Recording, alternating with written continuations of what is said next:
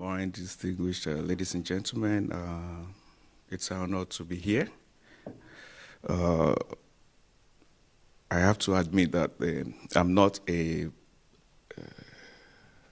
cultural diplomatic specialist, but I've been so humbled and honored by the invitation in the first instance, and because it gives me the opportunity to give a few perspectives on not just on the problems of Africa or facing us in Africa, rather how we can advance on the achievements of the last 20 years. So I had the opportunity to make a choice of topic myself, and I chose to speak on media diplomacy and vocational education in Africa. So unfortunately, the time hadn't permitted me to make a formal PowerPoint presentation for the symposium lecture. So I made a brief speech, which I hope you to interrupt me anytime if you hadn't understood anything, or so that we flow together. So once again, it's an honor to speak on cultural diplomacy before experts. And I started by going a little bit into cultural diplomacy, the way a layman will understand it, to being a derivative of culture itself, which is a system of shared beliefs, values, and practices by a group or subgroups in a geographical environment. And this transcends generations and occasionally borders.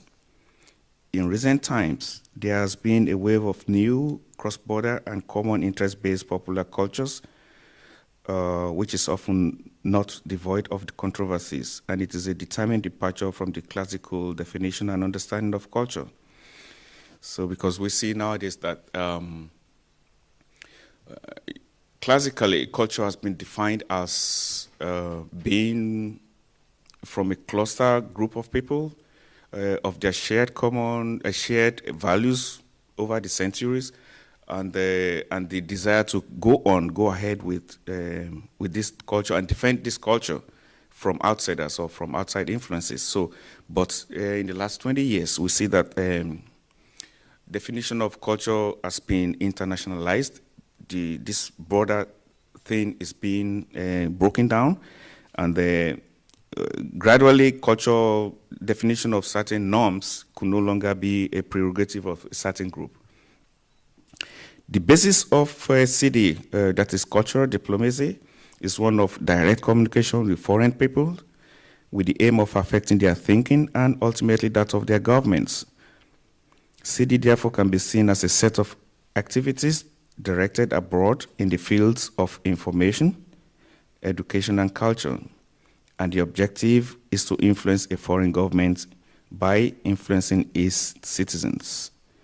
It is a soft power, and the CD practice makes it possible to achieve maximum positive image through convincing rather than coercion of payments. Through CD, it becomes relatively easier for a nation to obtain goodwill in another country. And this one we can see, I'm sure there's nobody sitting down here who doesn't know Goethe Institute. It is a German establishment, it's a cultural group, and it operates worldwide. And this has helped to accentuate the positive image of Germany in almost every country on this globe. And if people in Burundi or Ghana could have benefited in one way or another from Goethe Institute, then the positive image of the country where Goethe Institute comes from is definitely projected. Not until recently, after the fall of, that is the beginning of the 90s, the late 80s, as the invaluable relevance of cultural diplomacy comes to the forefront of international politics, peace and conflict resolution. The need to create an informal ad hoc basis to counter increasing international conflicts has forced the hands of international diplomats and policymakers to adopt non-confrontational principles of cultural diplomacy. In this way, many conflicts have been stopped from escalating. Nations have hitherto made maximum use of their cultural, diplomatic, economic, and political institutions as means of communicating their cultural policies abroad. And over the years, cultural diplomacy has become a form of international communication.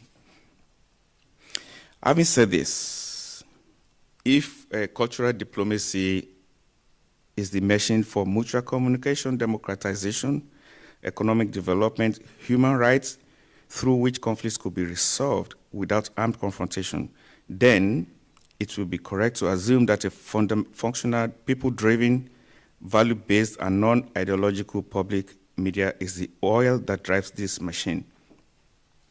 In this way, I am trying to accentuate the real importance of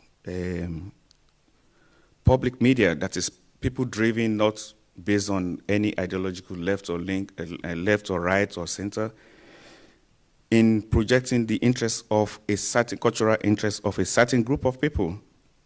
So, because nowadays we see that communication is becoming global, and the language is not often defined. So, and I think people have actually come together by communicating, talking with more another. They've been able to understand more of what the other is doing. This has increased confidence among peoples in the world, and it is really difficult to really put a percentage, statistics of what cultural diplomacy has actually achieved. Mariette Schaake, she is a Dutch member of the Dutch Liberal Party in Holland, presented a paper in December of 2010 on cultural diplomacy, and she went a little bit further to declare that culture actions are used to foster democratization, participation, development, education, human rights, and freedom of expression. Culture is increasingly being recognized as a vehicle to accomplishing other goals that are more value-oriented. By linking it to common values such as democratization, human rights, and freedom of expression, cultural diplomacy is the extension becoming a value-oriented terminology which is beyond a particular country. As I mentioned earlier on, you don't have to be an expert to practice or to project your culture. You only need to be self-confident and know exactly what your culture is all about, and you'll be so fascinated that a lot of people want to know more about you.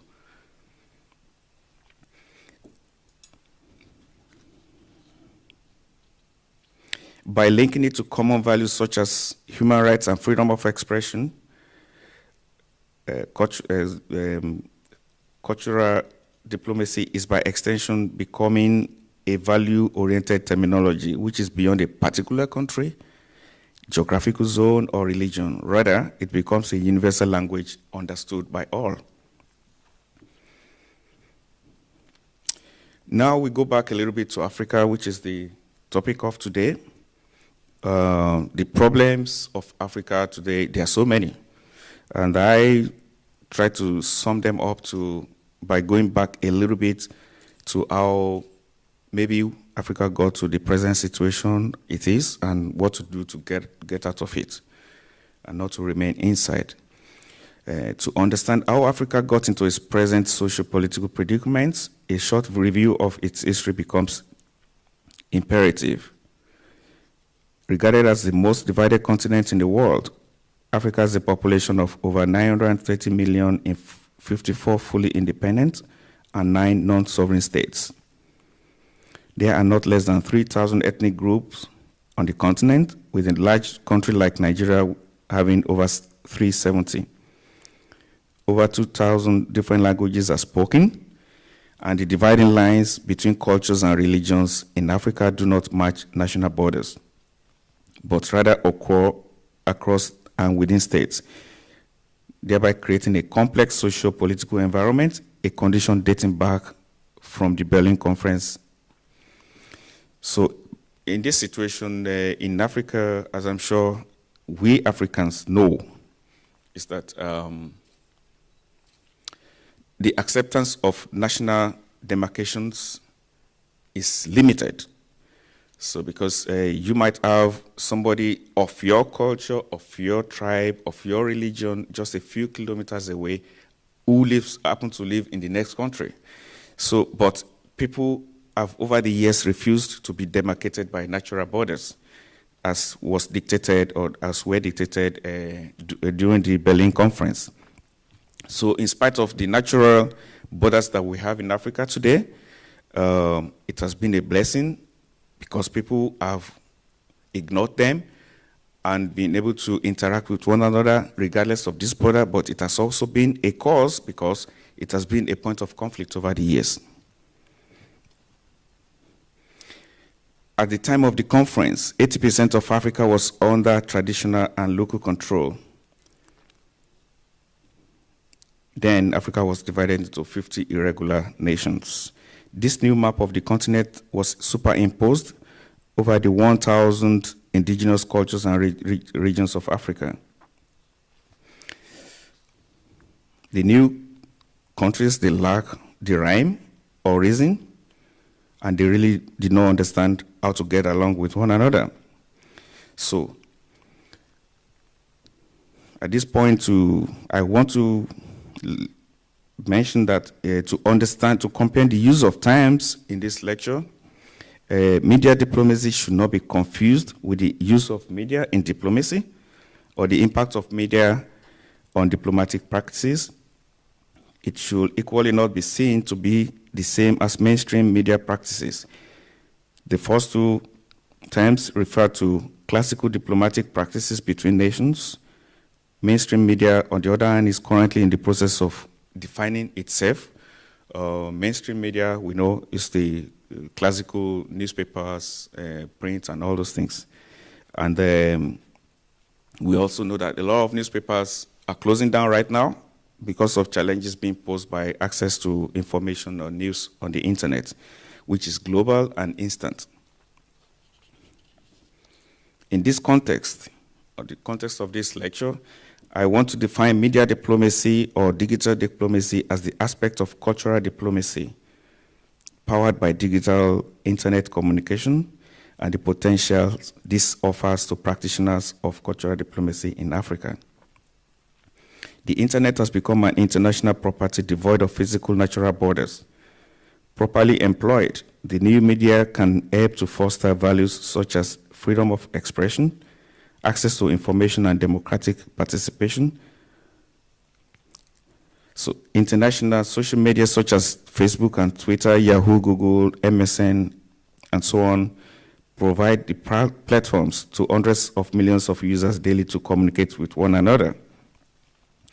Bloggers are basically the journalists of today.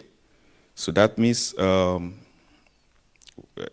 right now there might not be people from the mainstream media here, but each one of us could transmit exactly what is going on now, right live to the rest of the world. It's become so easy.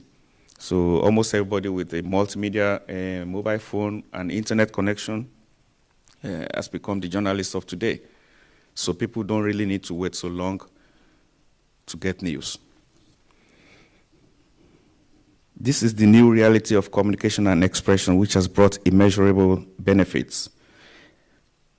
For example, thousands of people across Arabic nations were able to accentuate their aspirations for more freedom, resulting in the overthrow of many dictatorial regimes.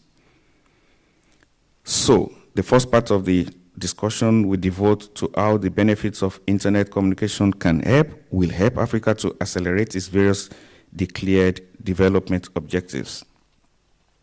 The other part deals with the relevance of high-quality vocational education and the potentials this holds for the continent.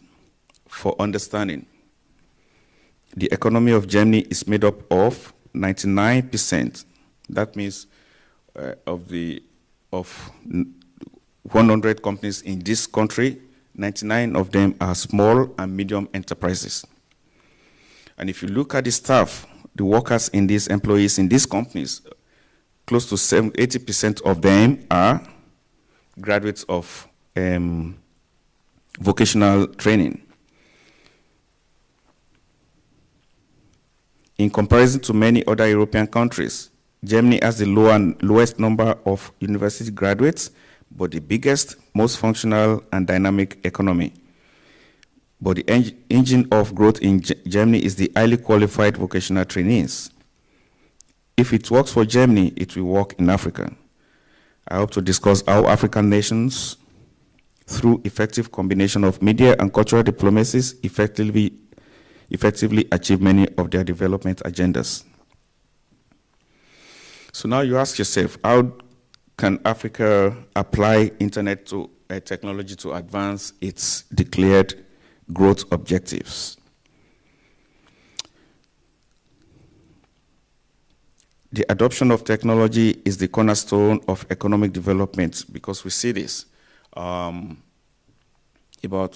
35 years ago, China was a struggling economy.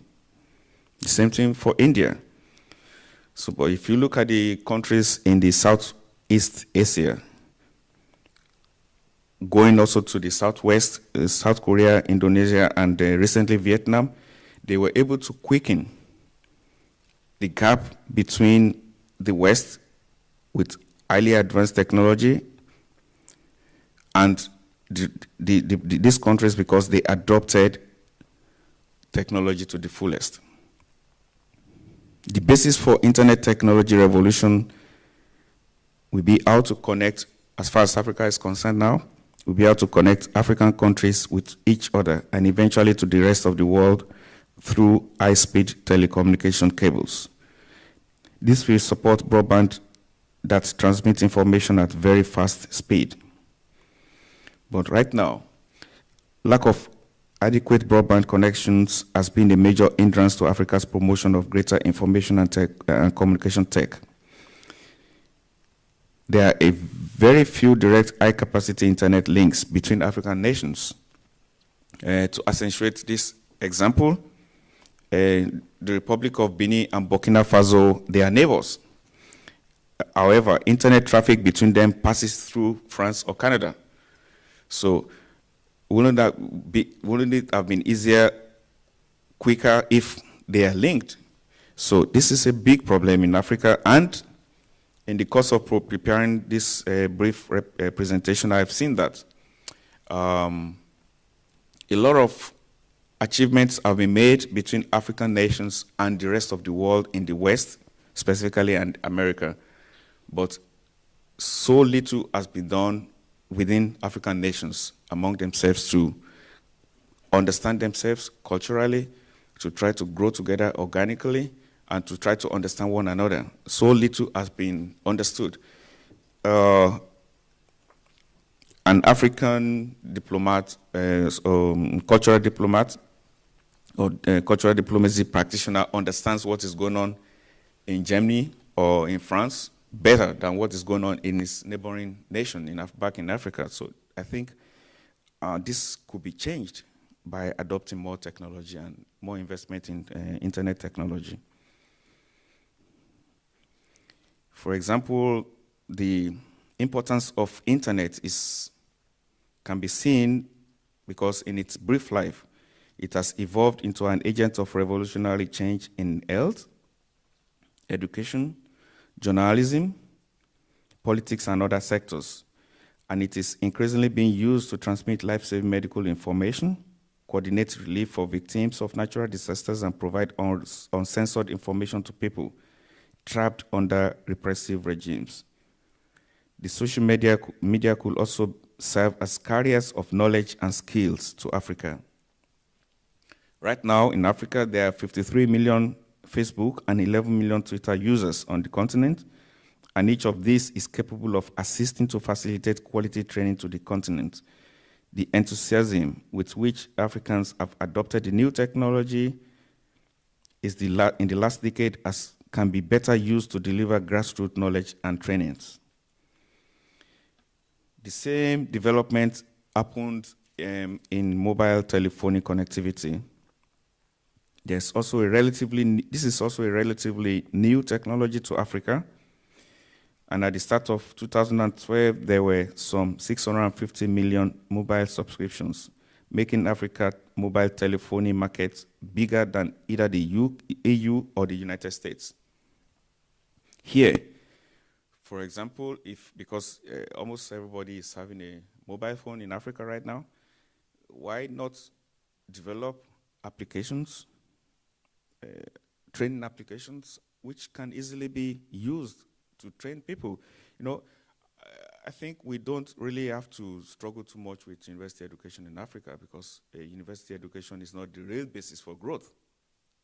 And as I personally believe, we need to concentrate much more on vocational training, because vocational training is easier to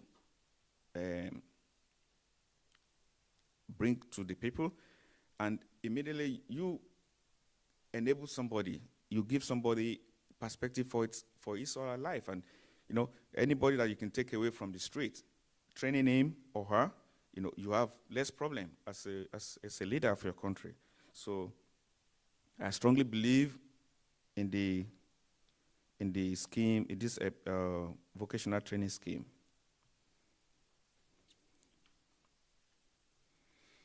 Following the initiative of Max Planck Institute of Germany here in Berlin, that is the third aspect of information dissemination or information enablement that I believe strongly. To promote unrestricted and open access to scientific knowledge and cultural heritage. The initiative was from Max Planck Institute of Berlin, of Germany. That means right now, a lot of scientific and academic institutions in Germany and all over the world, they are right now willing to share knowledge. So if they are willing to share knowledge, is Africa ready to take this knowledge? You see, we have to make use of more use of what is available to us free of charge in Africa. We don't always have to pay for a lot of things, what you can get free. And the giver is, at the moment, a willing giver. So I believe that such opportunities must be fully utilized. Technical skills in, for example, automotive engineering and electronics, mechatronics, mechanized agricultural competence, etc., could be transported digitally to African nations and help it to expand in its capacity building.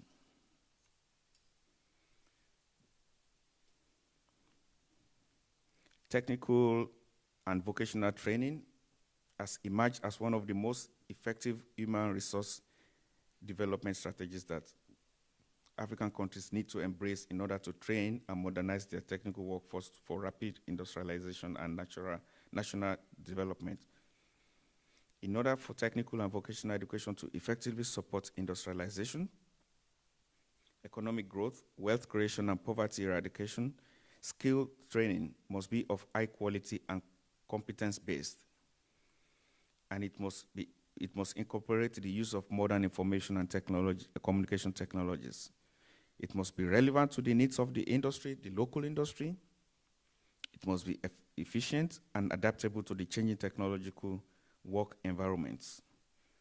Possible training subjects include solar technology, farming equipment, repairs, industrial mechanics, building technology, tile and wooden floor technology, welding technology, agricultural and crop management, sewing and embroidery, carpentry and woodforce. My work at the embassy, I have been exposed to a bitter truth that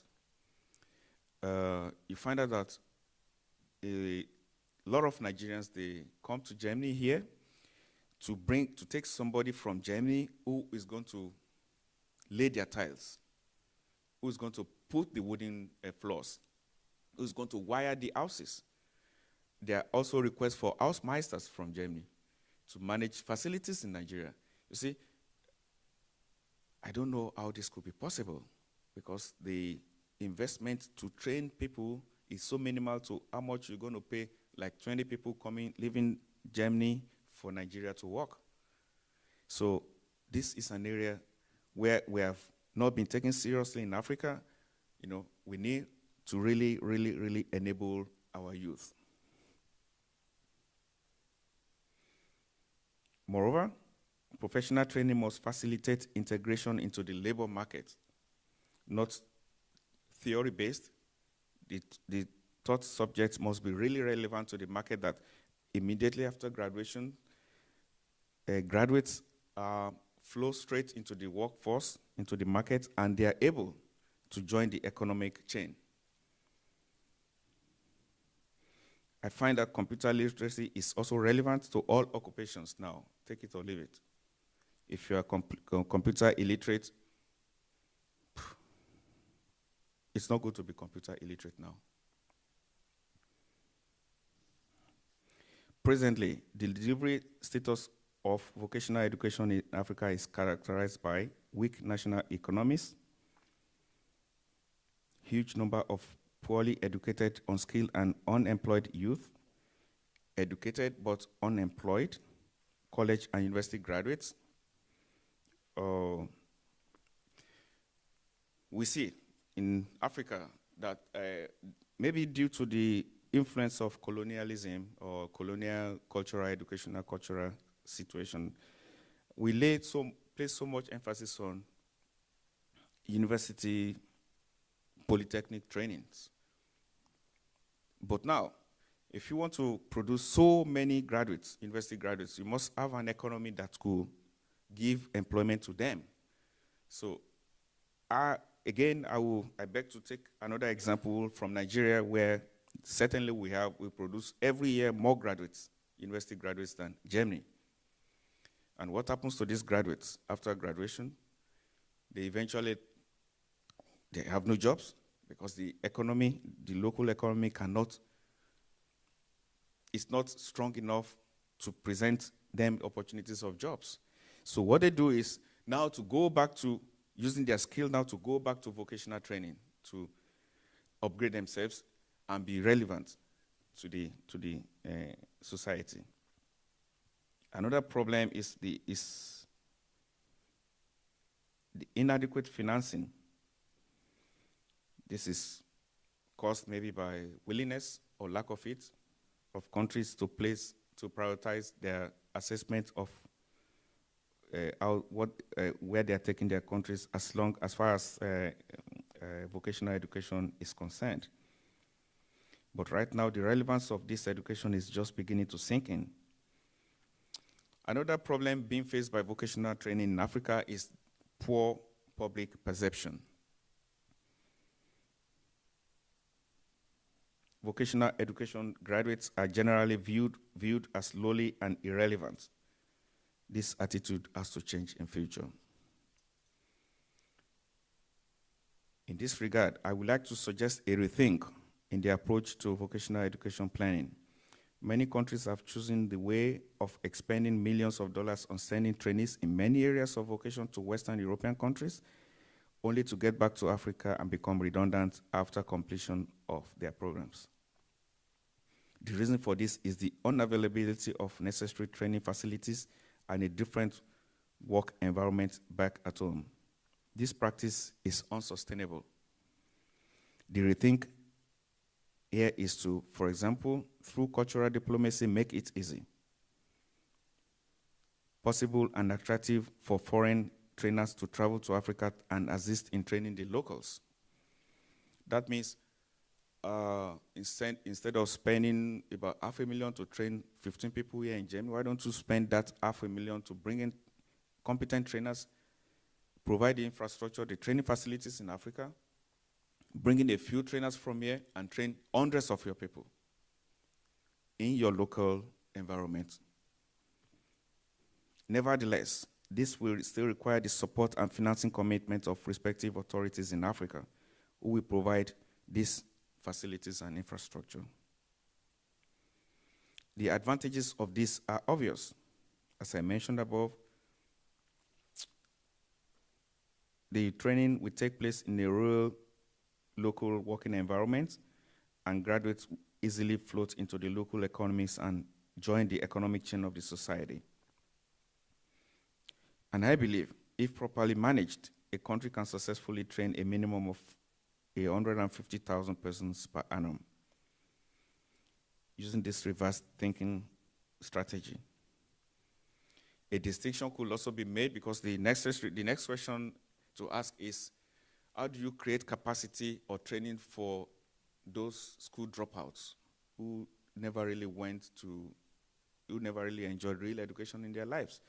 But we have to distinguish between professions with advanced pre-requirements of skill and those with minimum requirements.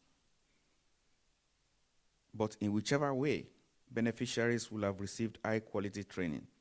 Let us not forget that a ready availability of highly trained local working strength in combination with other factors is one of the reasons for new investments, foreign investments in a country. For example,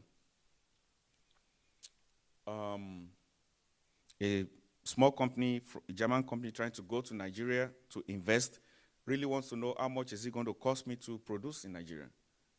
Now, if I take a set of machines worth $5 million or euro to Nigeria or anywhere in Africa, do I have competent people who can man these machines? So it's a major factor of determination of where to invest. So if a country is able to offer foreign investors local, well-trained local personnel, be sure that new investments will come, because every company is always looking for a place to produce cheaper.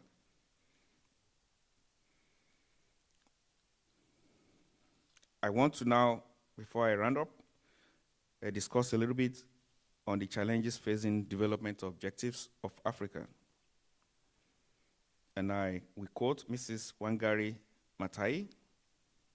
We know the Kenyan Nobel Prize winner in 2004, when she was presenting a paper on the 4th UN World Women's Conference in 1995 in Beijing.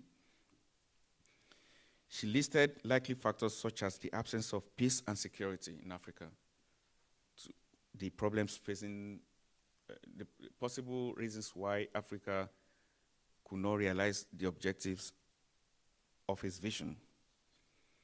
And this permeates everywhere in Africa. Wars have created an atmosphere of insecurity and instability, which in turn has affected the growth of solid democratic and economic structures on the continent.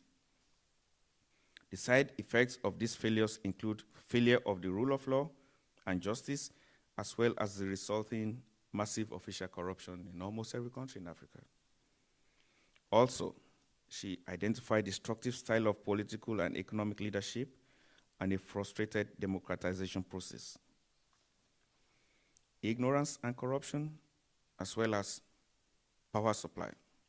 We know Africa, in the last 7 years, has been witnessing on the average a GDP growth rate of about 6% every year. In comparison, Germany struggles to get to 1%. So if a continent or if a country can grow at 6% regularly, constantly for a couple of years, that means your requirements of energy supply is going up. That means you need massive investment in power supply, in the power sector, how to generate more electricity using natural resources that you have at your disposal, solar and others, water, thermal.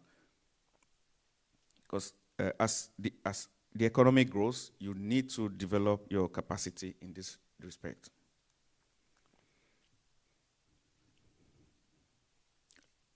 I want to touch, before I round up again, on the literacy statistics for sub-Saharan Africa, which I believe is really demoralizing. Because we can talk a lot about public diplomacy, media this, media that, but if the people are not included, if most of your people are not even in the condition of understanding your message, then you have got no message. For example, more than 1 in 3 adults cannot read. 176 million adults are unable to read and write. 47 million youth from the ages of 15 to 24, they are illiterate. 21 million adolescents are not in school, and 32 million primary school aged children are not in school as well. This is not good enough. But these figures may be discouraging at first glance, but a lot has been achieved in the last 20 years.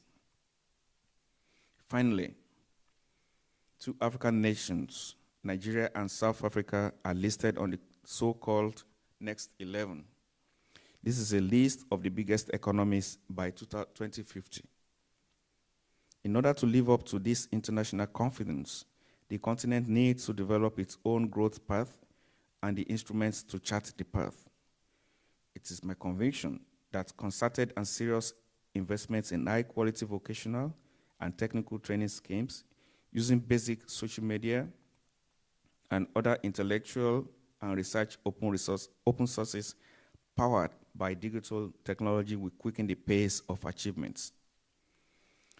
In December 2011, The Economist published a special report titled Africa Rising.